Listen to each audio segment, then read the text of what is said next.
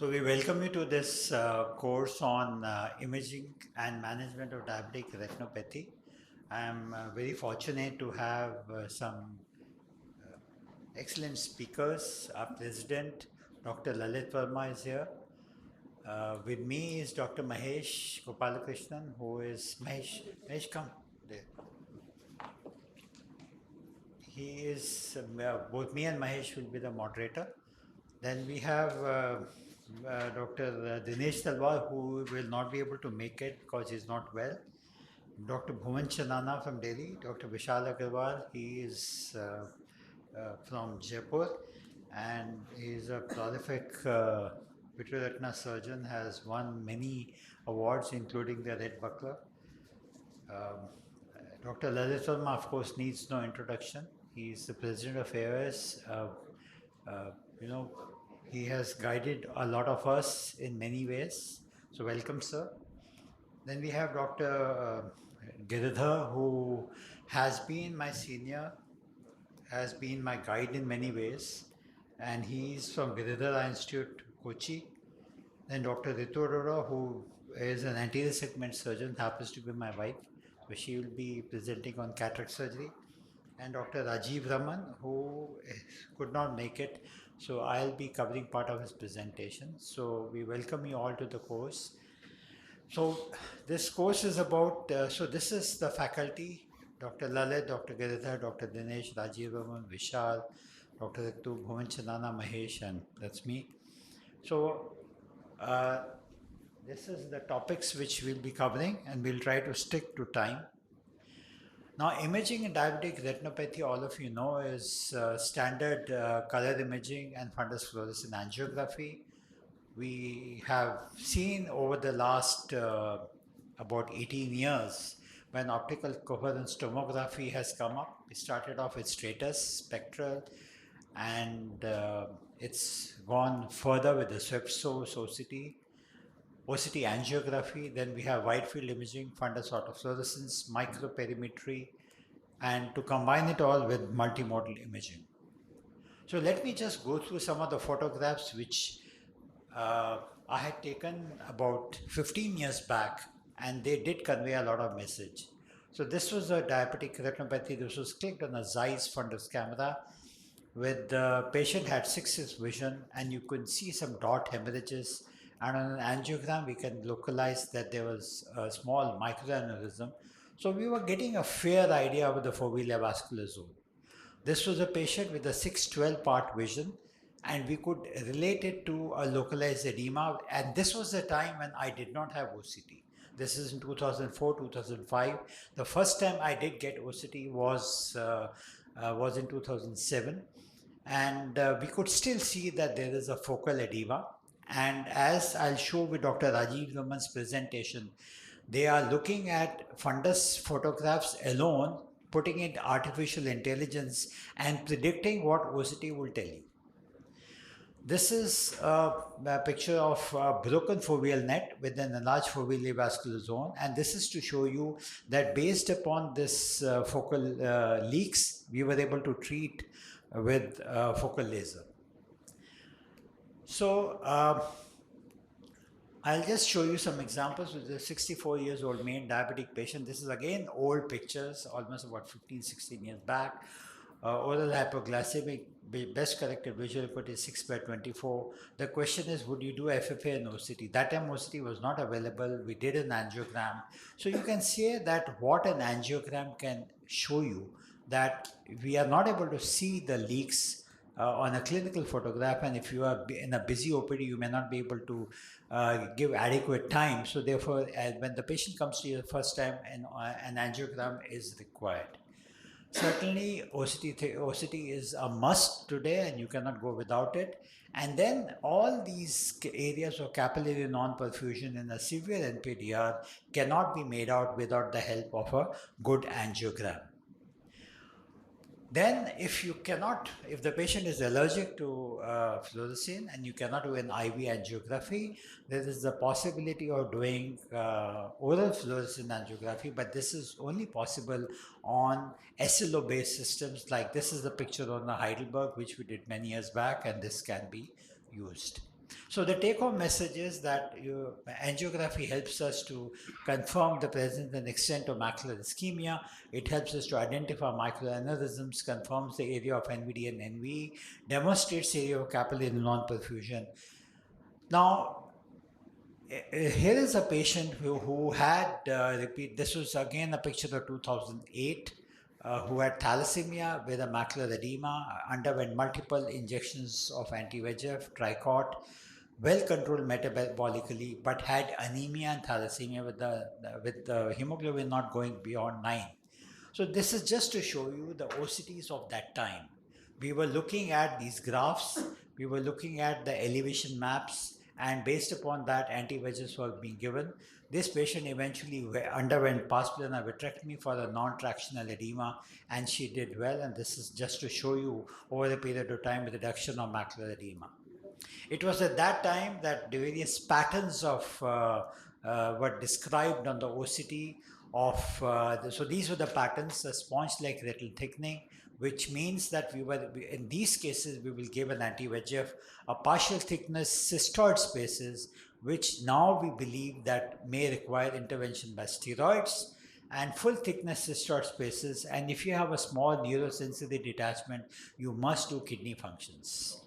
If you have a sub-foveal CS RD, you must do kidney function in these cases. And in these cases now, as I'll show you subsequently with the better OCTs, the inflammatory markers or diabetic retinopathy.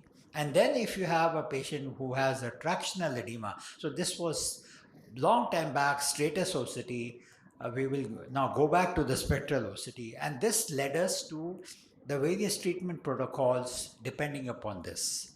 Once the stratus OCT came up, we were able to histologically identify all the 10 layers of retina, and then now we have swept source OCT.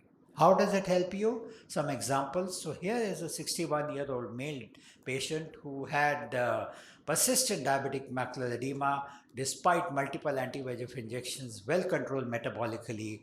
But when we go ahead and do an angiogram, we realize the patient has multiple leaks. These are NVE, and there's a large area of capillary non-perfusion located peripherally. We went ahead and lasered this patient with a PRP. No more injections. Patient is sequestered without anti-VEGF injection, just to show you that when we combine two investigations of an OCT and a wide field angiography, we are able to treat these patients better, and we then reduce the amount of anti-VEGF injections that were required to be given. The OCT also tells us that if there is a vitreomacular traction, it tells us that there is an epiretinal membrane. So in these cases, it's important that a surgical intervention has to be done. An anti-VEGF may be given before surgery, but if you continue giving them anti-VEGF with a vitreomacular traction, the edema is never going to come down. Therefore, you must know what is the cause. And when we combine these pathologies, we can detect coexisting pathology, like in a wide field angiography with traction. We can make out that there is a coexisting pathology which helps us plan the surgical intervention better. We can also show if there is a persistent intraretinal cyst with a vitreomacular traction, and we can show hard exudates. You please notice that with the hard exudates, there is a shadowing behind. You can show the posterior hyaloid. You can show the hyperreflective foci or hyperreflective dots, which are less than 30 microns, and hence they don't have any shadowing behind. Now, the same patient in the left eye, we looked at, patient has large cystic spaces. You can see this, you can mark them out, show to the patient, has got multiple hyperreflective dots, which means this patient would be better treated with steroids. Again, this patient was treated with steroids, had a 25-gauge pars plana vitrectomy. At that time, we gave the patient posterior Tricot, which now I am giving suprachoroidal injections. Patient did well. Now again, with the enhancement as we go beyond, this was in 2014 when we started understanding about drill. So I have taken you from 2004 even backwards up to 2014, a 10-year story, how things have happened. And now we have been able to identify this is the disruption of the inner layers. This is called drill. So when you have drill, you can predict that this patient's visual acuity will not improve much. Then the drill was correlated with capillary non-perfusion, and Richard Spade had done a lot of work from which we understand that if we have two investigations combined, we can have a much better predictive value, which they showed that one could predict the loss of vision 4 months in advance based upon the OCT findings. Then what has come up is autofluorescence. And I think there are two types of autofluorescence which people should know. Mostly it is blue and green autofluorescence. Essentially the vessels appear dark because they absorb the light, blue light and green light. The disc appears dark. The macula appears dark because of presence of xanthophyll, and then you have autofluorescence because of the lipofuscin present in the retinal pigment epithelium. Now, just an example of a patient which was treated with micropulse laser. This is an OCT which shows a macular edema. On the autofluorescence, you can see some dark spots. As the treatment goes, the macular edema reduces and the dark spots have reduced. So you can actually follow these patients without an angiogram based only on an autofluorescence, and this is an upcoming technique. This is a paper of 2016 which is now trying to predict that even when the color fundus photograph is absolutely normal, autofluorescence indicates changes. So these patients who have these changes, if they get controlled well metabolically, it's a good idea. If you could read this paper, it will be very useful. Then came up the utility of wide field angiography, and it's been shown that all of you know that there is a 7-field ETDRS recording, but it was shown by Ailo et al. From the Jocelyn Clinic that in 10% cases the peripheral findings are missed. Hence, the wide field angiography is useful, and as an example, I'll show you this case, which was operated for a vitreous hemorrhage with a very bad proliferative diabetic retinopathy. Patient, we had to inject silicone oil. Patient's visual acuity improved, but then patient had a rebleed. We gave a vitreous lavage, and after the vitreous lavage, we did an angiogram. So if you see here, the difference between a wide field angiography and a normal fundus photograph. A normal fundus photograph only shows you so much, while a wide field shows you so much. When we did a wide field angiography, we could pick up the NVE, we could pick up large area of capillary non-perfusion, which basically means if we laser these areas, these patients will not bleed. Similarly, the other eye, so this patient now has been lasered, is doing well. And the other eye of the patient, you could see there's a large vitropapillary retraction.